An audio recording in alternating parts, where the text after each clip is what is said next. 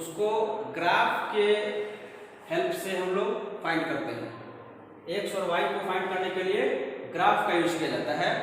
इस मेथड को हम लोग ग्राफिकल मेथड कहते हैं, यानी आलेखीय विधि कहा जाता है। एक एग्जांपल लेते हैं,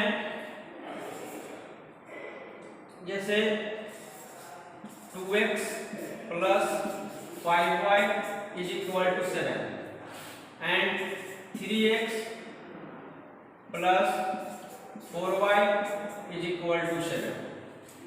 ये दो ठो इक्वेशन हो गया। इसे first equation and second equation कहा जाता है। फर्स्ट इक्वेशन में आपका दिया हुआ है 2x + 5y = 7 and second equation में 3x + 4y = 7।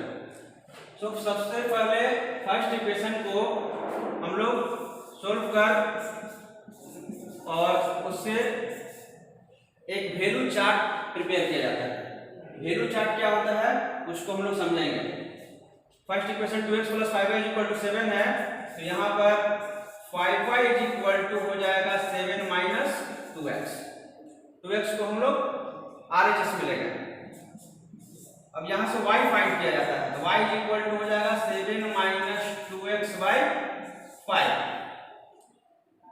अब वैल्यू चार्ट हम लोग एक तो प्रिपेयर करेंगे। इसका वैल्यू चार्ट क्या होगा, तो वैल्यू चार्ट के लिए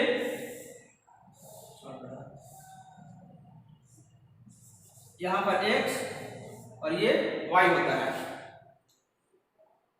तो x के जगह पे हम लोग कोई डिजिट जैसे +- 1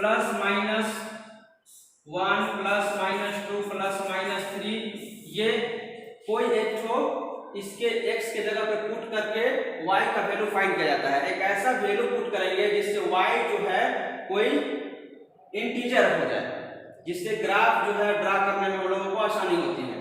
तो कोई ऐसा हम लोग इंटीजर को पुट करते हैं, जैसे हम लोग 1 को x के जगह पे पुट करके देखते हैं, तो y = 7 - 2 × 1। x के जगह पे 1 पुट किए, तो 1 पुट करते हैं तो इसको हम लोग वैल्यू निकालते हैं। तो 7 - 2 × 1, x की जगह पे 1 रख करके देखते हैं, और y 5 है तो 7 - 2/5 यानी 5/5। तो 5 से कैंसिल हो जाएगा 1 टाइम्स। तो यहाँ पर हम लोगों को पता चला कि x के जगह पर यदि हम लोग 1 पुट किए तो y = 1 मिलता है। तो x = जब 1 हो तो y = 1 हो जाता है। और इसी प्रकार सिमिलरली हम लोग x के जगह पे -1 2 -2 3 -3 रख करके उसका सोल्व करते हैं। तो अब देखेंगे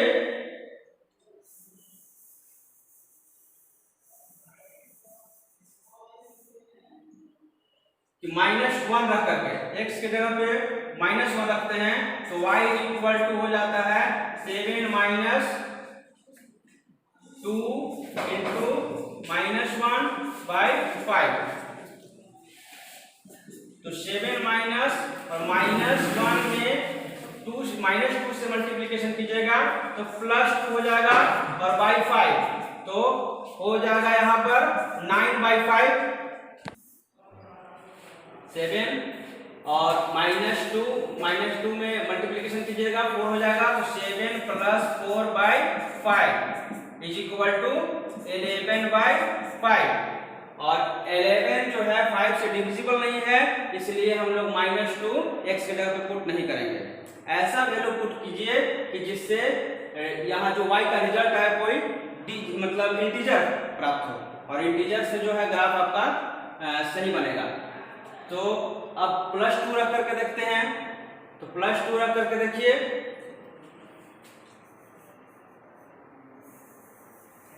तो आपके पास हो जाएगा 7 - 2 और x की जगह पे 2/5।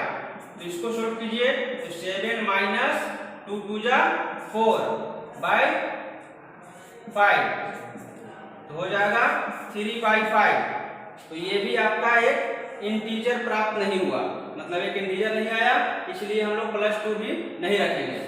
तो ऐसा वैल्यू रखिए जिससे कि इंटीजर मिल जाए कि x के जगह पे एक ऐसा वैल्यू हम लोग पुट कर रहे हैं जिससे कि y का जो वैल्यू आए वो कोई इंटीजर है। तो ऐसा नहीं है कि इंटीजर ही आना जरूरी है। जब वह रेशनल नंबर में होता है तो हम लोग ग्राफ उसका फाइंड कर सकते हैं, ग्राफ हम लोग उसका ड्रा कर सकते हैं, लेकिन उसमें आप लोगों को दिक्कत होती है। ग्राफ को हम लोग ड्रा जब करते हैं तो उसमें देखना होता है कि 5/3 हो गया, 5/7 हो गया, तो उसमें हम लोगों को पॉइंट जो है फाइंड करना हम लोगों को मुश्किल होता है। ऐसा इसलिए हम लोग कर रहे हैं, इंटीजर फाइंड कर रहे हैं कि y और x जो दोनों इंटीजर हो, जिससे कि हम लोग को ग्राफ खींचने में आसानी होती है, इजी वे में ग्राफ खींचा जाए, इसलिए हम लोग उसको इंटीजर फाइंड कर रहे हैं। अब x के जगह पे हम लोग दूसरा पुट करते हैं कोई वैल्यू, ऐसा कि जब आप देख सकते हैं कि 1 तो हम लोग फाइंड कर लिए, 2 करके देख लिए, 3 करके देख लिए, इस तरह से आप +5 -5 -6 +6 करके हम लोग 10 तक जाते हैं। हम लोगों को कोई 2 तो वैल्यू ऐसा फाइंड हो ही जाएगा। तो y = यदि हम लोग लेकर के चलते हैं 3, तो 7 - 2 × 3/5, तो 7 माइनस हो जाएगा 6/5, ये भी जो 1/5 हो रहा है तो एक इंटीजर नहीं आ रहा है। तो एक इंटीजर लाने के लिए तो एग्जांपल के लिए लेते हैं -4, x के जगह पे हम लोग -4 पुट करते हैं, तो 7 - 2 × -4, तो -4 आता है, तो -4 और -2 से मल्टीप्लिकेशन कीजिएगा, +8 हो जाएगा, और 7 + 8 = 15, 15/5 = 3। तो आपको यहाँ पे मिलता है कि x की जगह पे -4 पुट किए तो y = हो जाता है 3। तो आपको एक तो +3, तो यहां पर आपको मिलता है एक तो आप वैल्यू चार्ट फाइंड कर लिए। सिमिलरली सेकेंड इक्वेशन का हम लोग वैल्यू चार्ट फाइंड करेंगे। तो इसके वैल्यू चार्ट फाइंड करने के लिए इक्वेशन सेकेंड जो है आपके पास वो है 3x + 4y = 7। This implies that 4y = 7 - 3x.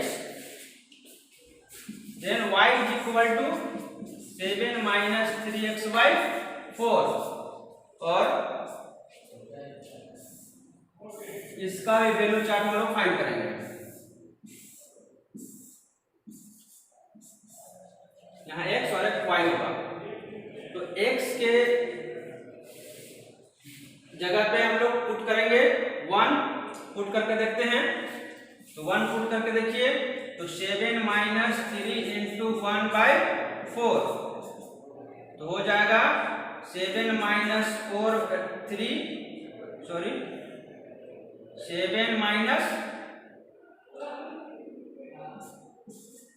3/4, तो 4/4 1 टाइम्स, तो आपको मिलता है कि 7 - 3 × 1 यानी 3, और या x के जगह पे आप पुट किए 1, तो y का रिजल्ट मतलब 1 प्राप्त होता है, तो x = 1, तो y = 1 आया। और सेकेंड,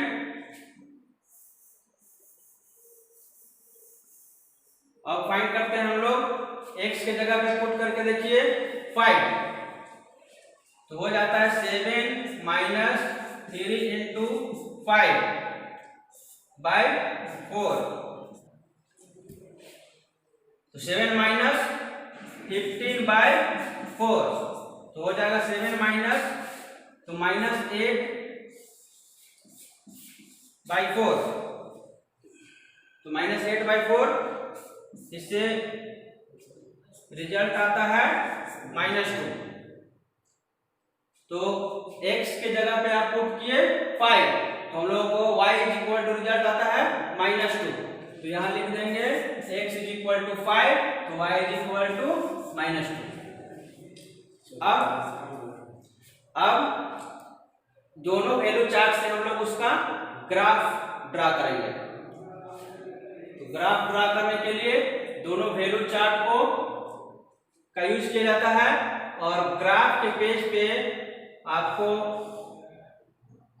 ग्राफ ड्रा करने के लिए दो तो एक्सिस लेना पड़ता है, जिसे हम लोग X axis and Y axis कहते हैं। जो हॉरिजॉन्टल होता है उसको एक्स एक्सिस और जो वर्टिकल होता है उसे वाई एक्सिस कहेंगे, या वो उसका नाम होता है।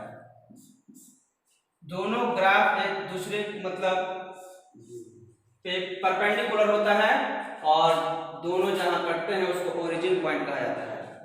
और ओरिजिन पॉइंट से राइट साइड में एक्स एक्सिस और वाई एक्स एक्सिस पर राइट साइड में पॉजिटिव और लेफ्ट साइड में निगेटिव होता है, और वाई एक्सिस पर जो अप साइड है उसमें पॉजिटिव और डाउन साइड में निगेटिव होता है।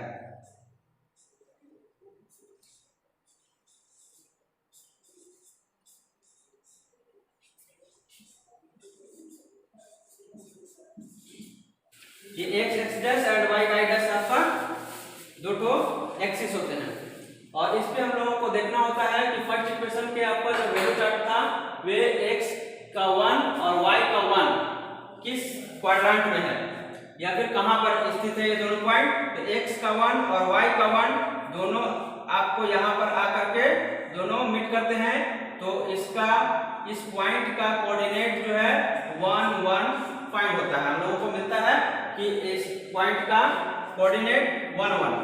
और इस तरह से बात देखते हैं x का -4 y का 3। x का -4 तो लेफ्ट साइड में होगा x का -4 तो -1 -2 -3 -4, और y का +3 तो y का +3 अप साइड में ऊपर में होगा, तो x का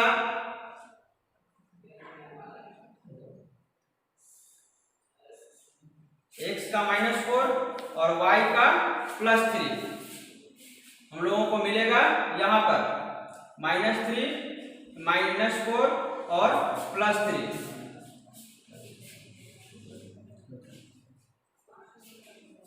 तो इसका कोऑर्डिनेट हो जाएगा -4 और 3।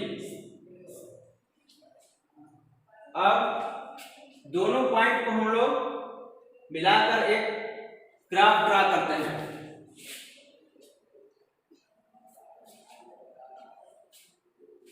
दो कोऑर्डिनेट आप लोगों को 1 1 एंड -4 3 फाइंड होता है, तो हम लोग एक रूलर के हेल्प से ये दोनों पॉइंट को मिलाते हैं, जिससे हम लोगों का ग्राफ जो है वो मिलता है।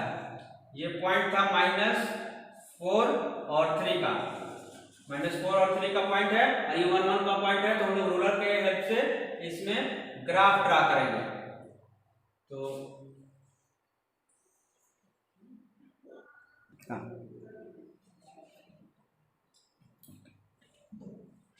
दोनों पॉइंट को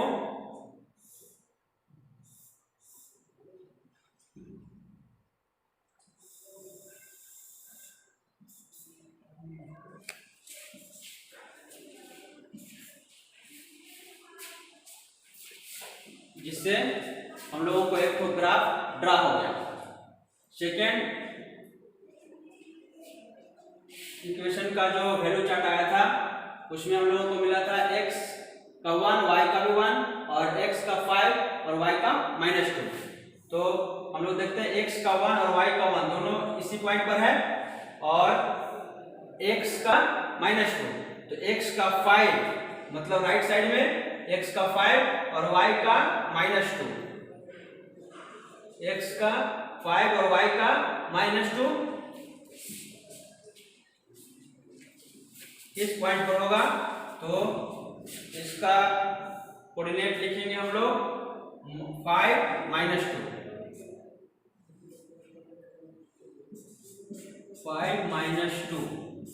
और ये 1 1 आपका यही था। तो हम लोग अब इस दोनों पॉइंट को मिलाते हैं, जिसके लिए तो स्केल को हम लोग बढ़ा लेंगे और दोनों पॉइंट को मिलाते हैं। दोनों पॉइंट मिलाने के बाद स्केल को हटा लेंगे और यहाँ पर एरो का साइन जरूर दीजिएगा। अब दोनों ग्राफ जिस पॉइंट पर इंटरसेक्ट करते हैं वही उसका सॉल्यूशन होता है। तो हम लोग सॉल्यूशन इसका हम लोगों को मिला कि x का 1 यानी x इज इक्वल टू 1 हो जाएगा और y is equal to y का भी 1 है तो y इज इक्वल टू 1। जहां दोनों ग्राफ जो है इंटरसेक्ट करते हैं वही उसका सॉल्यूशन होता है। तो हम लोग फाइंड किए x is equal to 1 and y is equal to 1, इस इक्वेशन का सॉल्यूशन हुआ। ये जो इक्वेशन आपको दिया गया था, यहाँ हम लोग एग्जांपल लिए थे 2x + 5y = 7 and 3x + 4y = 7। तो इस इक्वेशन के कितने सॉल्यूशन होंगे और इसका कैसा ग्राफ होगा ये हम लोग यहाँ से जान सकते हैं। जैसा कि आपको पहले इंट्रोड्यूस किया गया है कि a1/a2, ये आप लोगों को पहले हम बताए थे कि किस इक्वेशन का ग्राफ कैसा होगा, उसका सॉल्यूशन कितने होंगे। इसके लिए यहाँ हम लोग आपको बताए थे इस चार्ट में कि जब a1/a2 = b1/b2 होगा तो उसका नंबर ऑफ सॉल्यूशन जो है यूनिक होगा, यानी यूनिक सॉल्यूशन होंगे और उसका ग्राफ जो है इंटरसेक्ट करेगा। तो इसके लिए आप लोग यहाँ पर देख भी लिए इसका ग्राफ जो है इंटरसेक्ट कर रहा है और एक पॉइंट पर इंटरसेक्ट किया, इसलिए इसका सॉल्यूशन जो है यूनिक सॉल्यूशन है, मतलब x = 1 और y